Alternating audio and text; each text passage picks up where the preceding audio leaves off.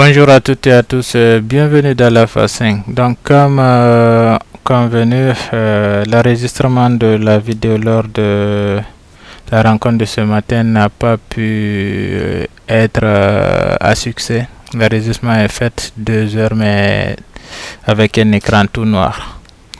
Donc on va essayer de recommencer rapidement dans 30 minutes la présentation et les différents steps qu'on avait eu à faire. Donc si vous êtes arrivé jusqu'ici, c'est que vous avez tenu déjà, donc on tient à vous féliciter pour ça.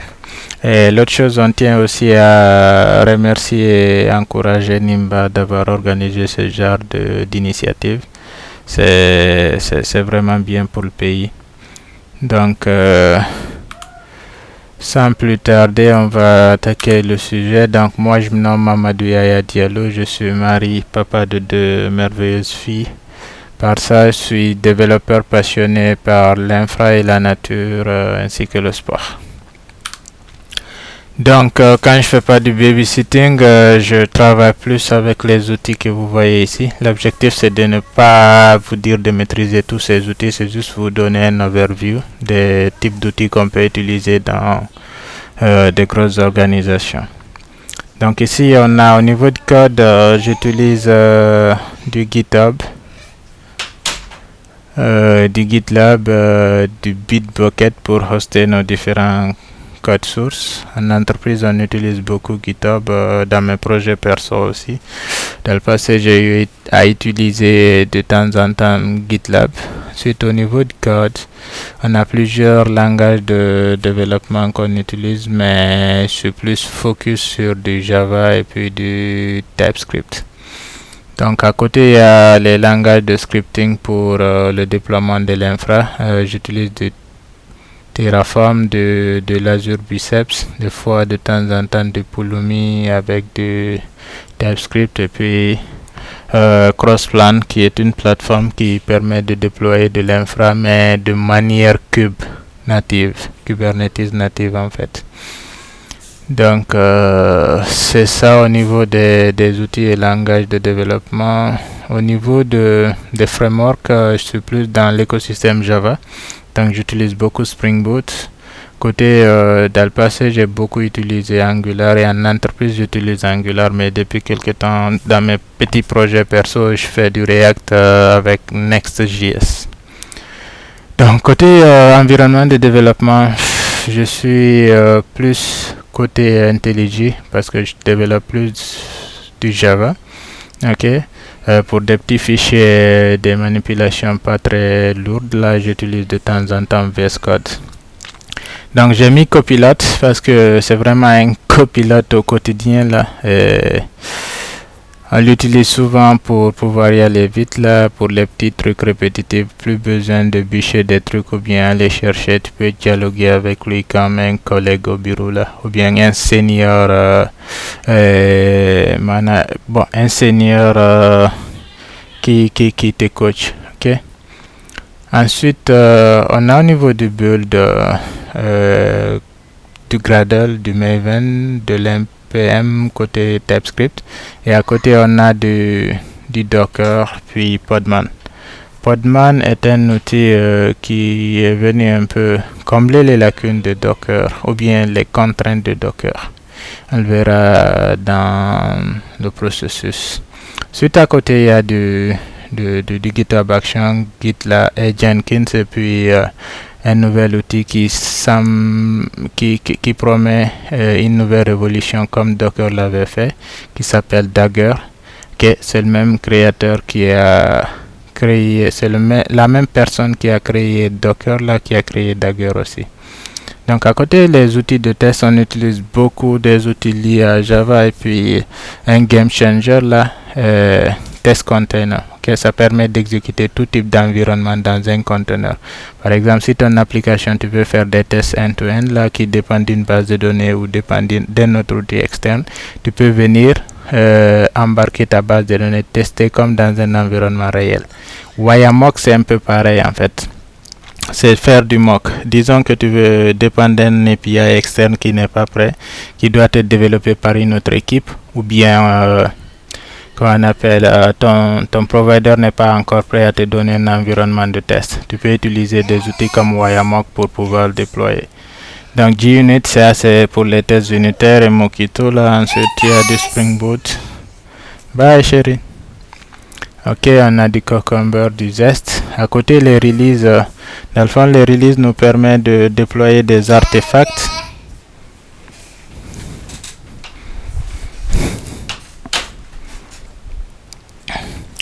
Ça nous permet de déployer des artefacts prêts à être exécutés. Notamment, par exemple, côté Java, là, vu que c'est des langages compilés, on a des fichiers jar ou war là qu'on dépose à quelque part. Comme ça, lorsqu'on veut les déployer, on vient juste les prendre, les déployer. Donc à côté, on a aussi le Docker Hub pour les images. On va beaucoup l'utiliser dans ce cours-là. Artifact Hub, GitHub aussi nous permet de déployer des artefacts et ainsi de suite. Au niveau du déploiement, comme vous pouvez le voir, là on peut toujours se servir. Il y a deux types de déploiement en fait. Ton infrastructure, ok, parce qu'aujourd'hui on fait de l'infrastructure as code, c'est-à-dire pour déployer tes ressources serveurs là, tu peux les définir dans du code lisible et maintenable par un développeur, puis utiliser des outils comme Terraform et le déployer. Donc à côté, il y a beaucoup d'écosystèmes là qui sont un peu en avance. Pour le moment, nous on va se limiter à Docker ici là, ok. Et puis dans le cloud, je suis plus spécialisé avec AWS et puis Azure. Au niveau de l'opérationnalisation, vous verrez que on peut faire de l'opérationnalisation avec plein d'autres outils, des graphes et des diagrammes et consorts via la CLI ou bien via d'autres outils que votre organisation vous propose ou bien que vous-même vous pouvez aller chercher dans le domaine de l'open source. Au niveau du monitoring, j'ai eu à travailler avec plusieurs outils de monitoring dont Grafana, Prometheus, CloudWatch et Dynatrace.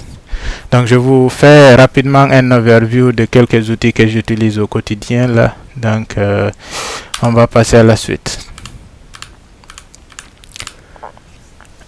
Donc voilà la table des matières d'aujourd'hui là. Si vous avez bien remarqué, on parlera de 7 thèmes pour la première partie. Donc Docker, on va parler de l'historique. On va voir comment l'installer et voir un peu l'architecture de Docker. Ensuite, on parlera de la notion d'image. On verra c'est quoi un conteneur et ses cycles de vie. On parlera un peu de réseau, là, comment manipuler des conteneurs pour qu'ils puissent parler facilement via un réseau interne. Ensuite, on verra au niveau des comment on appelle de la persistance, comment enregistrer des données. Parce que les conteneurs sont de nature éphémère, donc ils ont été pensés et conçus comme ça. Il faut avoir des sources de données de stockage externe pour pouvoir enregistrer vos données. Ensuite, au 7, on va parler de Docker Compose et puis le Docker CLI, on l'aura déjà vu, mais je le rajoute juste à côté. Donc voilà un peu ce qu'on va voir dans le module Docker. Il y aura plein de choses. Ok. Donc moi je suis super excité d'y aller avec vous. Je pense aussi c'est pareil pour vous. Ensuite dans la deuxième partie, la deuxième semaine, on verra Docker Swarm. Ok. Docker Swarm permet de faire de l'orchestration de conteneurs. Lorsqu'on aura vu Docker et compris comment ça marche, on verra l'utilité de faire l'orchestration. On parlera de cluster, ok. Parler un peu de l'historique, le mode classique de Swarm et puis le nouveau mode Swarm. Ensuite, on va parler un peu de l'architecture maître et puis esclave, là, ou bien manager et worker. Ensuite, on a le déploiement. On verra comment déployer des applications qui sont en forte demande là, dont beaucoup d'utilisateurs demandent. Par exemple, si on prend un outil comme Orange Money, il y a une forte demande en Guinée. Donc, on verra que c'est des plateformes qui ne peuvent pas être gérées juste par un seul conteneur, par exemple.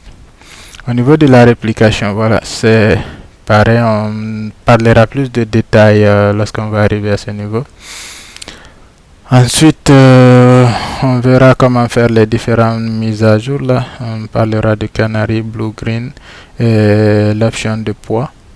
Et puis on verra quelques alternatives de Docker Swarm.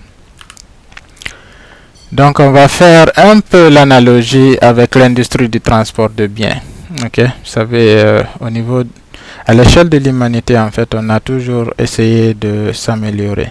Ok, donc il se trouve que il y a un artisan X dans quelque part dans un village, ou bien un cultivateur, ou en tout cas quelqu'un qui fait un métier qui a besoin de vendre ses produits. Généralement, on commence par écouler les produits localement et puis on a besoin de s'expandre un peu et on va vouloir vendre ailleurs. Donc pour pouvoir vendre ailleurs, généralement, on a eu une grosse évolution de l'industrie du transport. Passant des groupes de personnes qui partaient avec des colis dans leur dos ou bien sur la tête, on passé aux caravanes de chameaux et des ânes, des dromadaires, ainsi de suite. Là. Dans d'autres parties du monde, ils utilisent des traîneaux de chiens ou bien des chevaux. Okay. Ensuite, lorsqu'on s'est tourné vers les eaux, la mer, les rivières, ainsi de suite, là, l'homme a créé des pirogues, des voiliers. Et avec la première industrialisation, la création du moteur à vapeur, on est passé à des locomotives, des trains pour pouvoir transporter encore beaucoup plus de produits. Okay. Ensuite, toujours dans l'évolution, il y a eu les avions pour transporter encore plus vite les différentes marchandises. Là. Okay. Et puis, on est arrivé à une échelle aujourd'hui pour pouvoir subvenir aux besoins et aux demandes de toute la population mondiale. Là. Il nous faut des grosses bateaux, là, des gros bateaux pour pouvoir amener à destination toutes les marchandises commandées à travers le monde. Donc ici à gauche, vous avez des conteneurs sur un gros bateau. Okay. Généralement, aujourd'hui, la plupart des choses sont manufacturées en Chine. Okay. Donc, c'est ces gros bateaux qui viennent au niveau des ports décharger les différents conteneurs. Et à partir des ports, il y a d'autres moyens de transport qui prennent ces conteneurs-là et les amènent à destination. À date, c'est le moyen de transport le plus efficace à grande échelle sur Terre. Okay? Parce que le seul bateau que vous voyez peut transporter jusqu'à des milliers de tonnes. Donc, c'est ça. Et une fois rendu là, il y a des trains ou bien il y a des camions, remorques, qui prennent ces conteneurs-là et les amènent à destination. Comme vous pouvez le voir, toi en tant que commerçant, tu peux commander un conteneur qui contient X produits et un autre commander un conteneur qui contient X produits. Et ces produits sont généralement sur le même bateau, mais ils ne se mélangent pas. Donc on s'est inspiré beaucoup de cette industrie-là pour pouvoir en arriver aux conteneurs dans l'industrie de l'IT.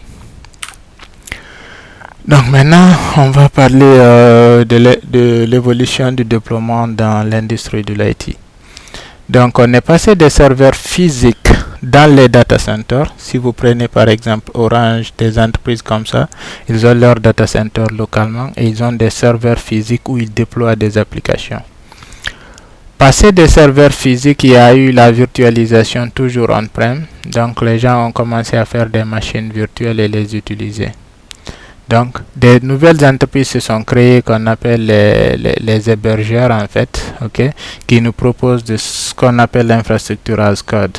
Quand vous prenez des hébergeurs comme GoDaddy ou Hostinger ou LWS en France, là, ça permet de prendre ton site, ton dossier PHP par exemple à l'époque, et le déposer dans un serveur.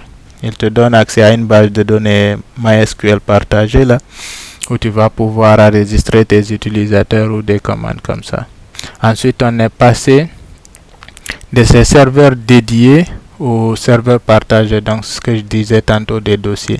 Pour les grosses entreprises, ils pouvaient commander des serveurs dédiés à eux seuls. Mais pour une petite entreprise ou une petite personne, c'est généralement des serveurs partagés où tu as ton dossier et puis ta base de données qui est créée par ce type d'entreprise. À grande échelle maintenant, pour vulgariser ça, il y a eu VMware qui a facilité la création de machines virtuelles. Et aujourd'hui, même sur nos petits PC, on peut les installer et puis faire de la virtualisation. De la virtualisation facile, on est passé aux plateformes de déploiement de code. Heroku est l'un des premiers à démocratiser ce système de déploiement. Donc, au lieu de manager ton infrastructure, tu viens juste les donner, par exemple, le lien de ton repo de code, et puis eux, ils s'assurent que l'application soit déployée. De là, on est passé au conteneur Docker, donc qui est le sujet de notre discussion. Donc, on est passé au conteneur as service.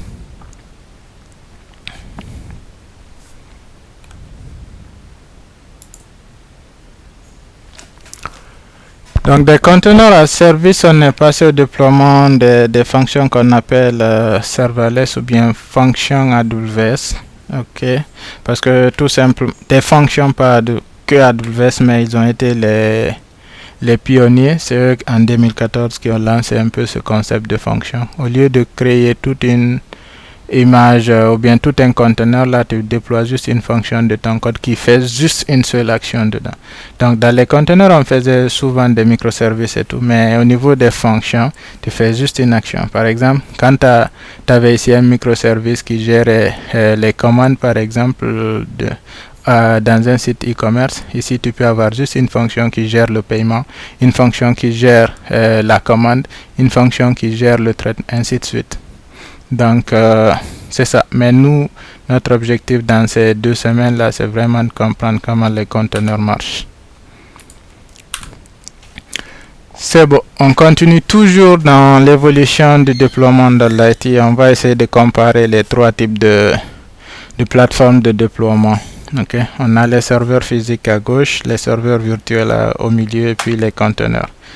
Donc vous pouvez voir au niveau des serveurs physiques ici, là, vous avez votre infrastructure, les disques durs, toutes les ressources nécessaires pour pouvoir exécuter des systèmes d'exploitation. Donc un peu plus haut.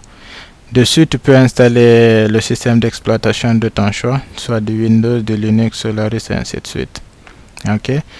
Et dans ces systèmes d'exploitation, généralement, si ton application est dans un langage donné, tu dois installer tous les outils nécessaires pour que cette application puisse s'exécuter. Donc, sur le même serveur, on retrouvait plusieurs applications qui partagent les mêmes ressources directement, en fait. Ensuite, on est passé à la virtualisation. Donc, ce mode était très coûteux parce que à chaque fois qu'on arrive à un certain niveau, il fallait acheter un nouveau serveur si on veut isoler, même si ce serveur-là n'utilise pas toutes les ressources disponibles ici. On avait plusieurs serveurs en gros qui ne servaient pas à grand chose. L'idée du cloud même est née comme ça chez AWS en fait. Ok. Donc les machines virtuelles, toujours on a la même infrastructure, mais à côté vient, au lieu des systèmes d'exploitation directement, là on a les hyperviseurs. Ok, tu peux avoir aussi ton système d'exploitation ici et puis au-dessus un hyperviseur qui te permet de virtualiser. Donc les plus populaires c'est VMware, VirtualBox et puis Hyper-V. Donc ici tu as le même process que tu avais là. Donc tu as ton système d'exploitation, tu as tes librairies, tu as tes différentes applications qui peuvent maintenant être isolées dans une VM.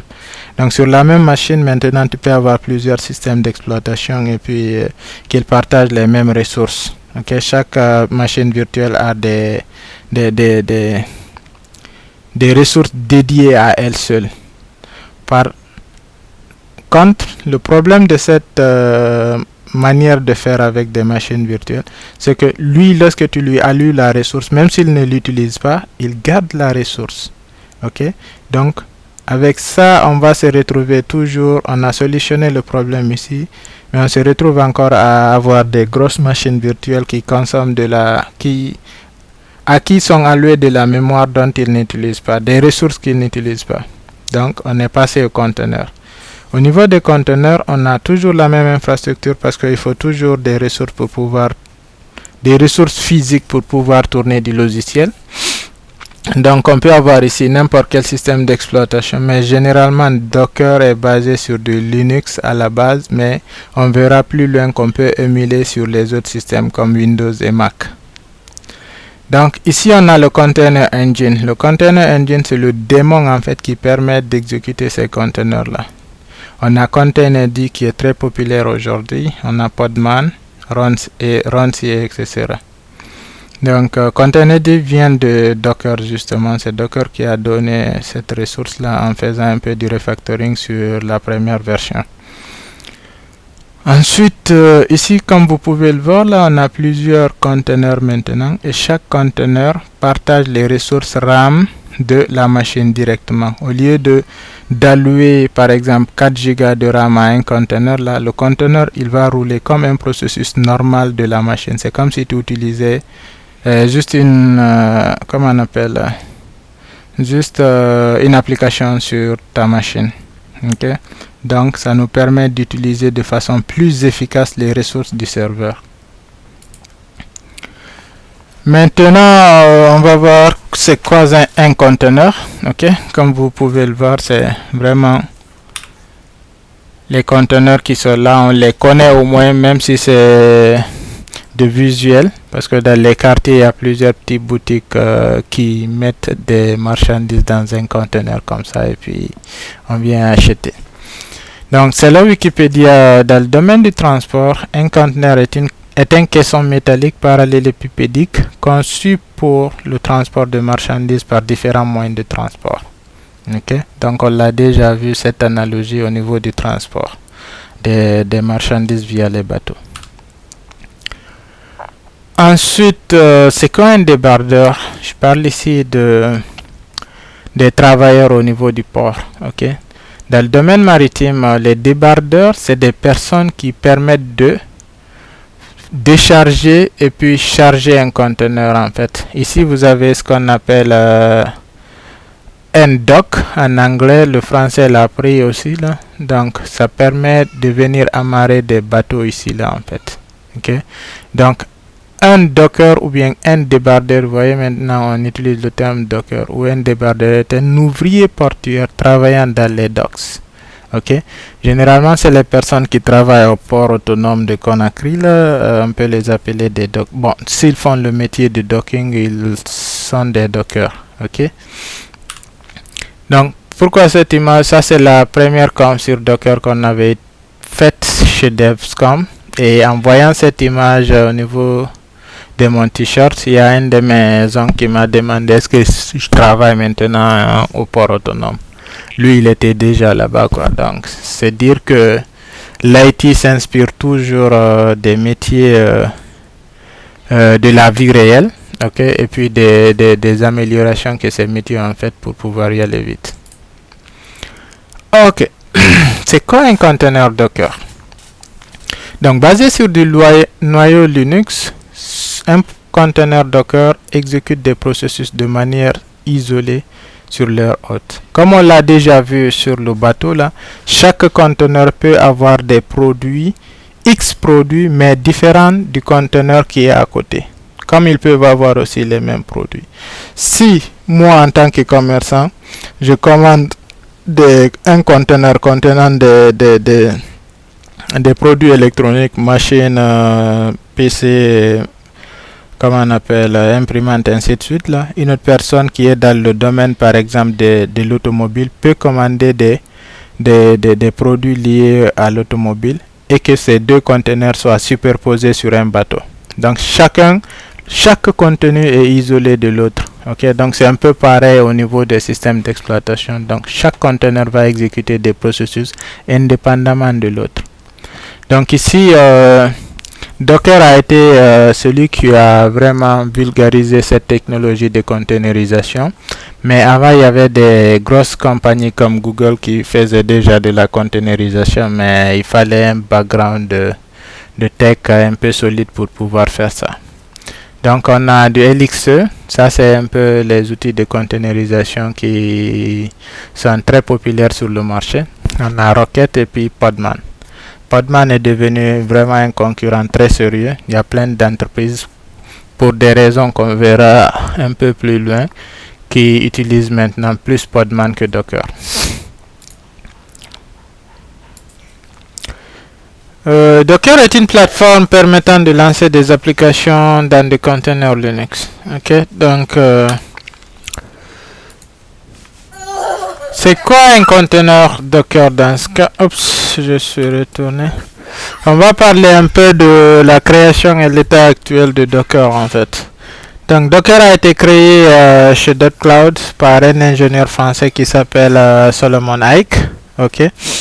La première release est sortie en 2014 et au même quelques mois après ils ont lancé le Docker Hub.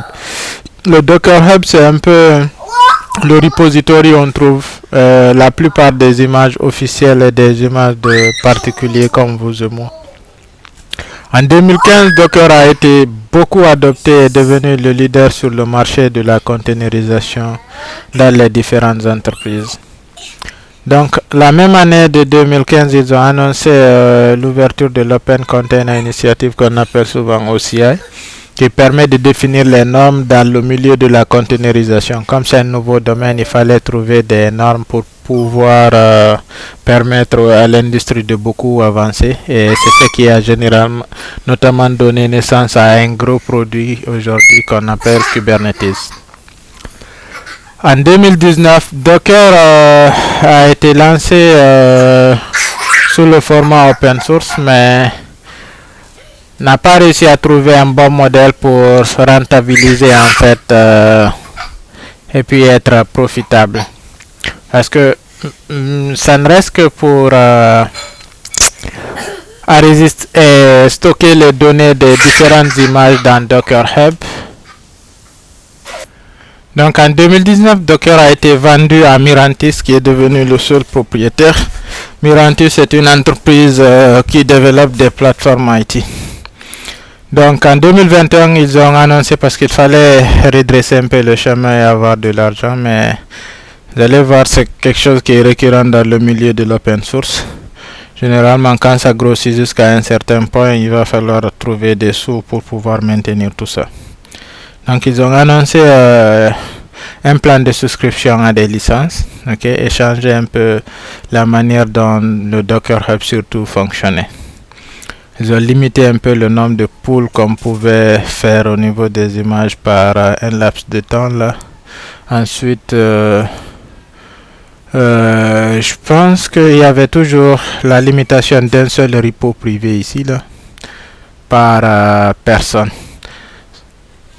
En 2024, Docker est un peu toujours leader sur le marché des conteneurs à base échelle, si je peux l'appeler comme ça, ou bien disons à local, surtout pour les personnes particulières, mais en entreprise vous verrez que beaucoup optent pour des solutions concurrentes comme Podman qui est totalement gratuit.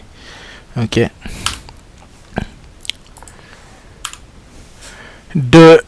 va voir comment installer Docker. Donc Docker est vraiment facile à installer. Vous devez juste être administrateur, et si vous êtes sur Mac Windows, privilégiez la version Docker Desktop. Si vous êtes sur Linux aussi, il y a une version Docker Desktop, mais si vous êtes à l'aise avec la commande, vous pouvez y aller avec la version Docker Engine. Donc j'ai fait une petite documentation là-dessus pour l'installation de Docker. Donc on va essayer de suivre la même chose et puis l'installer sur une machine Windows que j'ai ici. Donc vous ouvrez votre Google.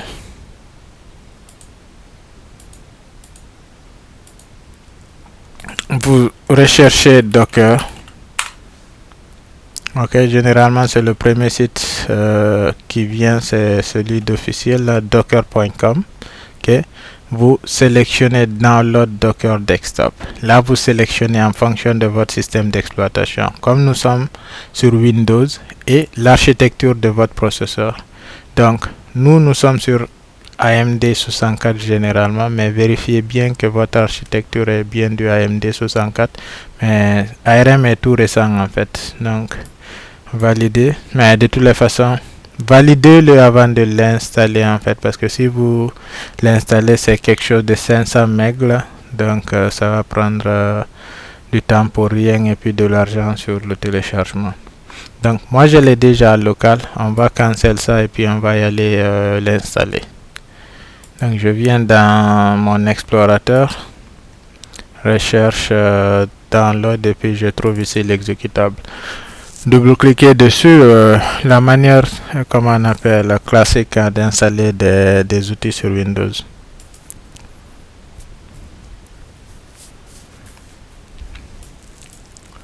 Donc là on a l'utilitaire qui s'est levé.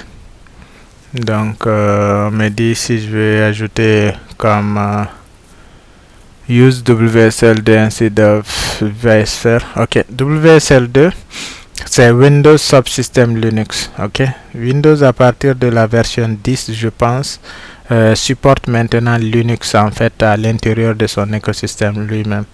Ok, au lieu d'émuler des machines Linux sur Windows, tu peux utiliser Linux directement sur une machine Windows avec WSL2. Il y a aussi Hyper-V qui est un des virtualiseurs, comme on avait dit, de Microsoft qui permet d'émuler. Donc, Docker Desktop, qu'est-ce qu'il fait dans le fond? Il vous installe une machine virtuelle Linux et il vous connecte ça à votre Windows. C'est comme si vous aviez une machine Linux qui vous permet d'avoir l'engine. L'engine va toujours tourner sur Linux. Ok. Donc, je clique sur OK et puis on va attendre qu'il finisse d'installer le tout.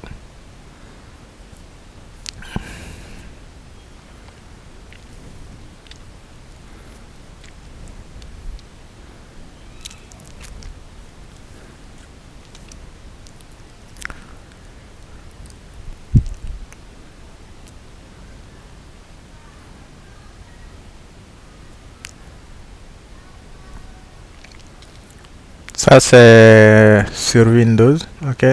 Tantôt je vais montrer comment l'installer aussi sur Linux avec le Docker Engine.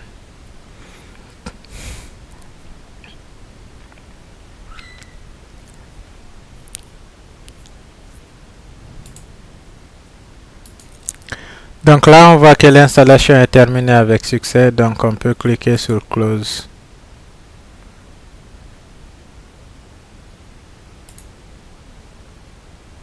Donc généralement après l'installation soit terminée, il peut vous demander, dépendamment si vous avez, je pense, déjà installé WSL2 et tout, de redémarrer ou pas. Donc moi on me demande pas de redémarrer ici là, donc si on vous le demande de redémarrer, puis vous aurez accès à Docker après. Donc ici je peux venir sur mon explorateur Windows et puis rechercher Docker. Donc quand je recherche Docker, il va m'afficher cette fenêtre. Donc j'accepte les termes et souscriptions. Ok.